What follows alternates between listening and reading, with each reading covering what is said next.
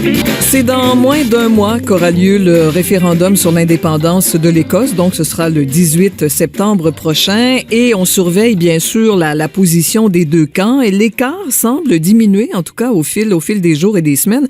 Alors, pour voir quelle est l'ambiance dans le pays en ce moment, je joins notre collaborateur en Écosse, Julien Manuguera. Bonjour, Julien. Bonjour, Joanne. Alors, parlons d'abord des derniers sondages sur les intentions de vote des Écossais, justement. On sait qu'il y a eu un premier débat télévisé qui a opposé les leaders des deux camps. Est-ce qu'il y a eu une influence? Est-ce que ça fait changer les choses? Juste après le premier débat télévisé du 5 août dernier entre le Premier ministre indépendantiste Alex Salmond et son adversaire Alistair Darling, on avait noté une légère progression du non en fait. Simplement parce que de l'avis général, Darling avait été un peu plus convaincant lors du débat, mais c'est pas une tendance qui a vraiment duré puisque si on regarde les derniers sondages qui datent d'à peine il y a quelques jours, eh bien ils montrent que dorénavant 51% des résidents écossais pensent voter non, 38% pensent voter oui, et qu'il reste toujours 11% d'indécis. Si l'on regarde maintenant les tendances sur les 3 dernières semaines, le oui est quand même en progression. C'est plus ou moins 4 points selon les sondages, ce qui rend évidemment les partisans du oui assez optimistes. Les chiffres vont dans le bon sens, mais évidemment il reste pas mal de chemin à faire. Notons quand même la proportion d'indécis, 11%, je le rappelle, selon le dernier sondage YouGov. Ce sont potentiellement ces 11% qui pourraient faire basculer ce référendum. Alors, ces indécis, j'imagine, qui seront visés lors du deuxième débat de la campagne référendaire qui aura lieu lundi, donc dans quelques jours. Quels seront les points importants qui pourraient être abordés à ce moment-là? Joanne, on peut être absolument certain que le sujet central de ce nouveau débat, ce sera l'économie et plus particulièrement la devise qu'utiliserait une Écosse indépendante. Souvenez-vous, lors du premier débat, le Premier ministre Alex Salmond avait été incapable de formuler un plan B en cas de refus du Royaume-Uni d'inclure l'Écosse dans une union monétaire.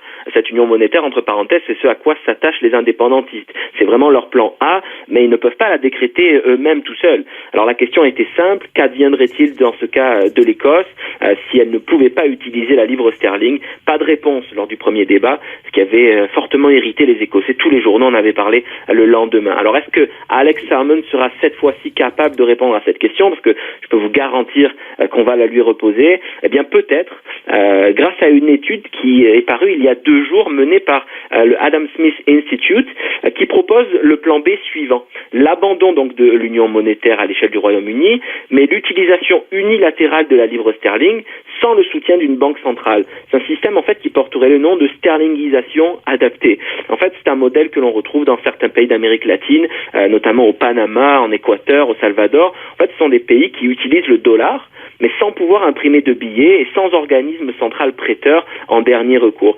Du coup, ces pays sont plus prudents dans leurs investissements et certains d'entre eux bénéficient même d'une économie plutôt saine. Est-ce que cela pourrait fonctionner avec l'Écosse? Les partisans du oui pensent que c'est une option viable.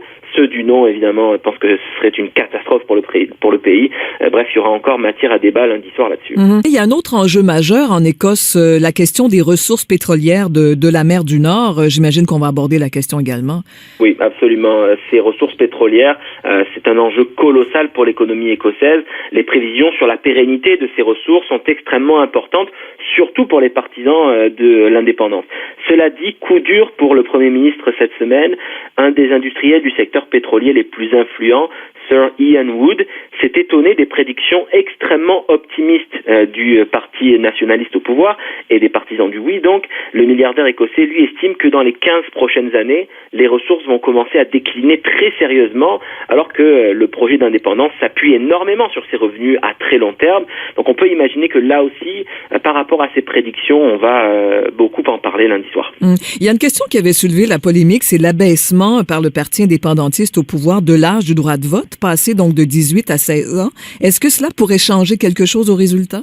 Alors oui, mais pas exactement comme on l'avait imaginé au début. L'année dernière, lorsque la décision de permettre aux jeunes, donc à partir de 16 ans, de voter a été prise, du côté, donc dans les rangs des indépendantistes, on se félicitait de l'impact que les jeunes pourraient avoir sur la campagne. En fait, on imaginait qu'une large majorité de ces néo-votants favoriserait le changement et voterait potentiellement oui.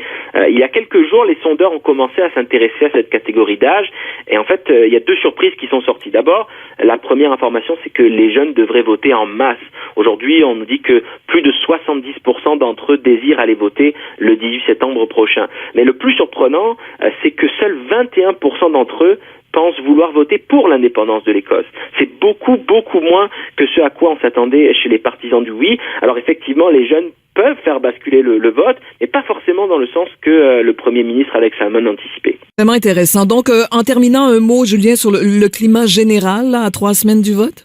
Écoutez, les Écossais sont passionnés par ce débat. Ah oui. On en parle partout. J'étais la semaine dernière au festival du livre d'Édimbourg. C'est le festival d'Édimbourg en ce moment. Tout le monde ne parle que de ça. Si vous vous rendez chez des amis pour un dîner, c'est sûr qu'à un moment donné, le sujet du référendum va être abordé. Donc il y a une immense passion autour de ce débat, comme je vous l'indiquais. On parle beaucoup du futur du pays, de ce à quoi les Écossais veulent faire ressembler leur pays dans l'avenir. Donc il y a une énorme passion et beaucoup de choses qui se passent autour de ce débat-là. Alors, on va suivre ça avec attention. Merci beaucoup, Julien Manugera, d'avoir fait le point avec nous aujourd'hui. Merci, Joanne. Bonne fin de journée. Au revoir.